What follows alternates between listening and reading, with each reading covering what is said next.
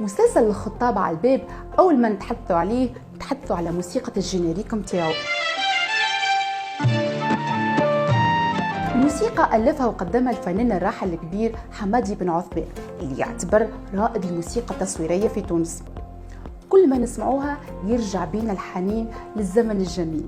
غنية الجينيريك متاع الخطاب على الباب مش هي وحدة اللي ذكرنا بأجواء رمضان، فما أحداث أخرى داخل هالمسلسل مصرة إنها تعيشنا الأجواء الرمضانية بكل معانيها، كما بطولة شقان الفطر، الطاولة اللي كانت عائلة سي الطمار اللي هي مثال العائلة التونسية في هيك الوقت تتجمع عليها، وما كانش يتهنى لها بال كان ما يكونوا كل أفراد العائلة حاضرين بدون استثناء. من الأحداث الأخرى اللي قاعدة مترسخة في ذاكرتنا كانت البوزة اللي عملتها حديدة الليص، أشهر بوزة في تاريخ تونس.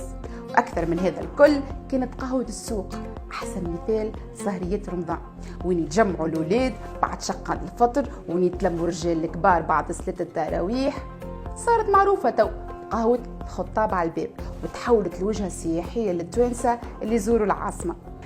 مسلسل الخطاب على الباب مهما يطول بنا الوقت عدى بنا سنين باش يقعد جزء من ذاكرتنا الحية. مسلسل معمولنا من نساوة باش يقعد عندنا من أفضل الأعمال الدرامية اللي أنجتها التلفزة التونسية.